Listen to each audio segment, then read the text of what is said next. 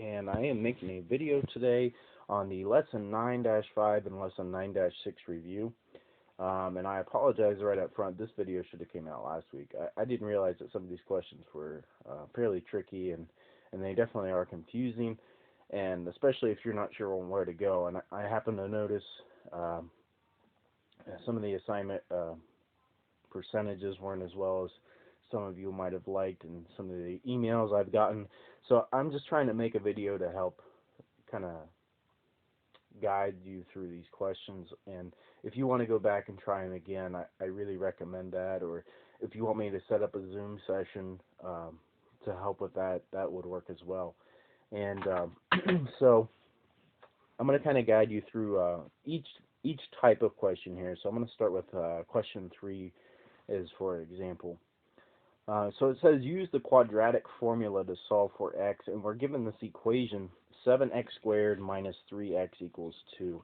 Now when you have this, you can't do anything as it is. What you have to actually do first is move the 2 to the other side.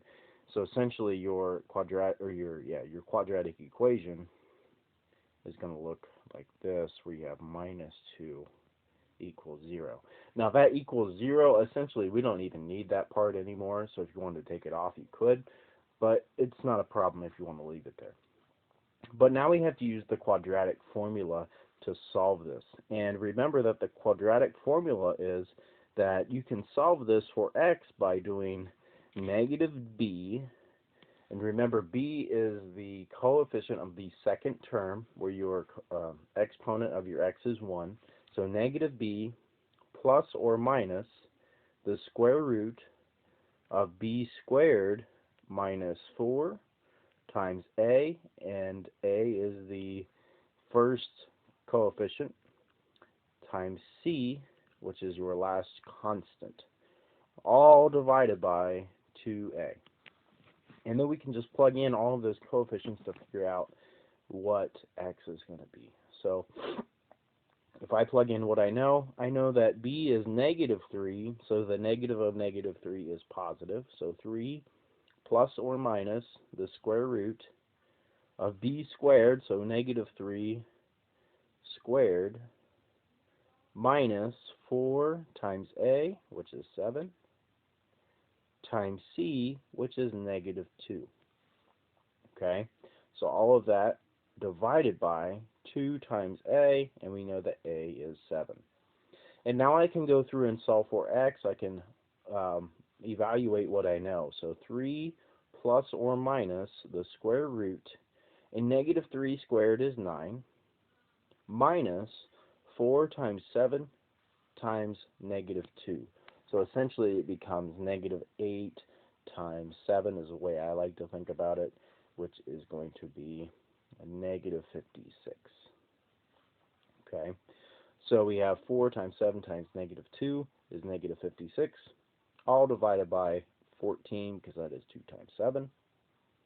And then here, since we have minus a negative, that's going to change to plus.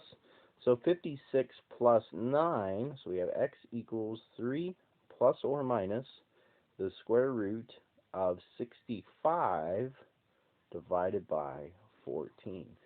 Okay, so now I have this big long equation that I need to solve, and I need to figure out the solutions here. So I'm going to start off by doing the plus first. So I'm going to do 3 plus the square root of 65 divided by 14. And then my second one will be the minus 65, the square root of 65 divided by 14. So if I do 3 plus the square root of 65 divide by 14, I get 0.7901612268, and it just keeps on going. So we have to round our answer to the nearest hundredth. And when I do that, it's just going to be 0.79. Okay, so that is one answer. My other answer is if I do 3 minus the square root of 65 divide by 14, and I get negative 0.36. Okay, and that would be my two solutions, and I would have to separate those with commas. So I would have 0.79, oops, that's a bad 9, 0.79, comma, negative 0.36. Okay, so there are two solutions there. Now, the only time you may not have two solutions is depending on what is underneath the radical sign, or what is underneath the square root. Because if you think back, remember when we talked about square roots before, if it's negative, it's not a real number, which means there is no solution. If it's 0, then there is only one solution, because the square root of 0 is 0. Okay? There is not going to be any plus or minus, because it's not going to change it. Okay? So when I get to number 4, or number 5, I should say, and we're talking about the discriminant just tells us, okay, how many solutions are we going to have? Okay? So if I take my formula, negative b plus or minus the square root of b squared minus 4ac divided by 2a, so that's my quadratic formula. The discriminant is just the part underneath of the radical sign, which it's just this part.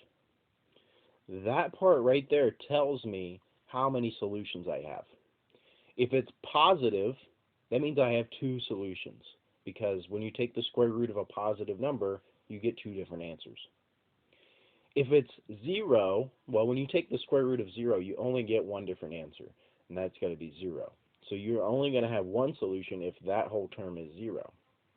And if it's negative, that's when we have no solution, or no real solution, because when you take the square root of a negative number, remember that it doesn't work. It becomes what we call an imaginary number, and we're not going to get into that, but just know it's not a real solution.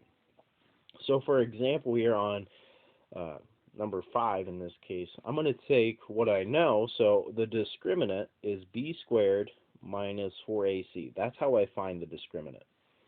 So I'm going to take 6, that's b, so that's 6 squared, minus 4 times a, which is negative 5, and times c, which is negative 1. So 36 minus 20. And when I do 36 minus 20, I get 16. Okay? So 16 would be my discriminant. Okay? And since that is a positive number, that would have two real solutions. If I somehow got 36 out of this, well, 36 minus 36 is 0, that means I would only have one solution there. And if I got a negative number, 36 minus, let's say, 37, I got negative 1.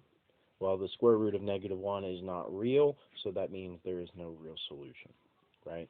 So that's the idea behind the discriminant, and that's how it helps us find how many solutions we have in a general quadratic equation, okay? Number 3, we have a word problem, and all you have to do for this word problem is you have to substitute.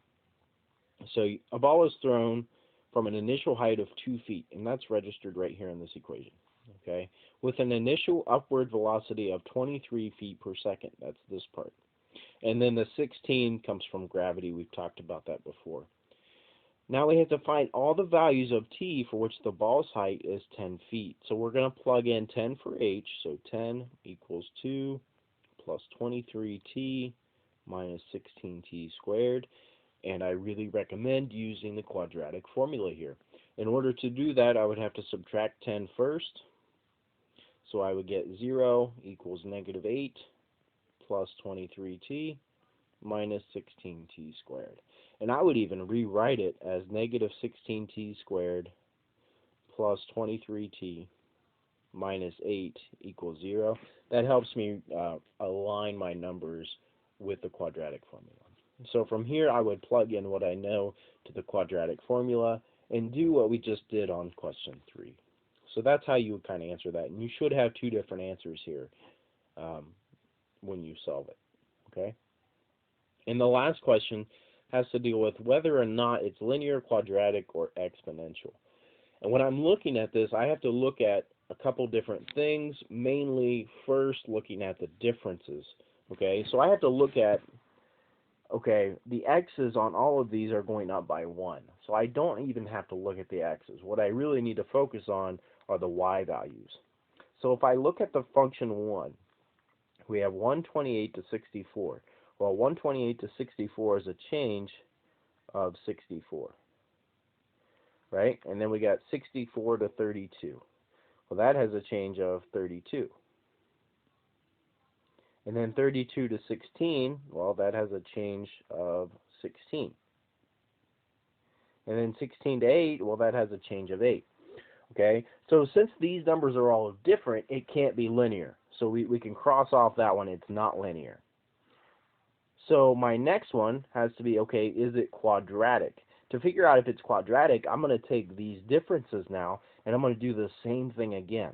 So from 64 to 32, well, that's a change of 32. And from 32 to 16, well, that's a change of 16. And from 16 to 8, that's a change of 8. Once again, since these differences are not all the same, it can't be quadratic. Okay? But notice, right, these changes are continuing, right, in a pattern. So to figure out if it's exponential, we look at the ratio, right? So we said that this was 64, this was 32, this was 16, and then this was 8. And we look at the ratio of all these changes. So for example, 8 over 16 has to be the same ratio as 16 over 32, which has to be the same ratio as 32 over 64, right? And we can figure this out. We know that 8 over 16 is 1/2, right? And we know that 16 over 32 is also 1/2. And 32 over 64 is also 1/2. So since these ratios are all the same, it has to be quadratic, right? And if you noticed before, right, if you happen to notice the pattern on that second set of differences, then you could also use that as well. But that one would be quadratic for number 1. So if we're moving on to number 2, same thing, we're looking at the y value. So from 12 to 1, that is minus 11, right? And then 1 to 12 again, that is plus 11. And then from 12 to 45, let me just double check, that's going to be 33. And then from 45 to 100, that is 55. Okay, so it's not linear because all of these differences are not the same.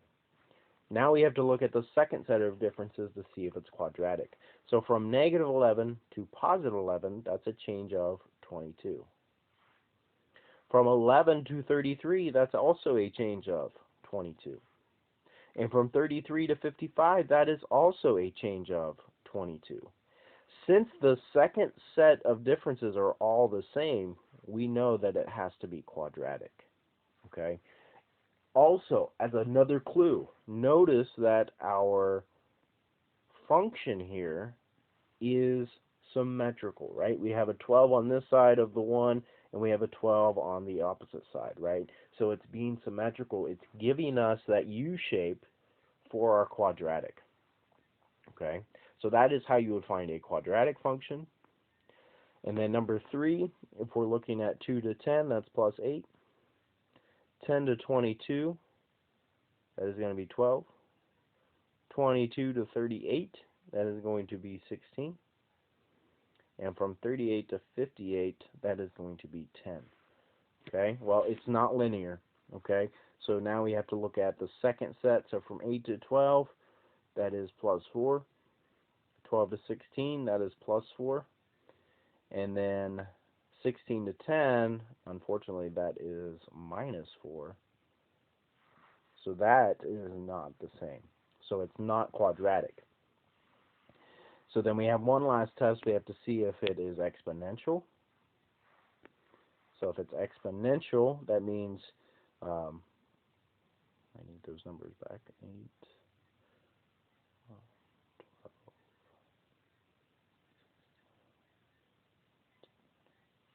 That means 8 over 12 has to equal 12 over 16, which has to equal 16 over 10. And in fact, these absolutely are not equal. So it is not exponential, is in fact none of the above on this one. So if it doesn't satisfy any of those conditions, it is none of the above. Okay?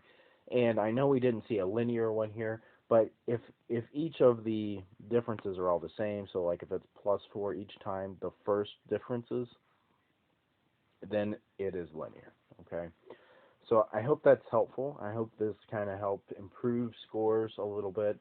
And like I said, I'm very, very sorry that this is so late. I didn't realize how tricky some of these questions were. And so if you have any other questions, please feel free to email me. Once again, I'm up for Zoom sessions that we can do individually, and along with my office hours twice a week. The next one will be on Friday, and I will post a remind um, with more information about that later. Okay? So I hope you have a great day and stay safe, and thanks for watching.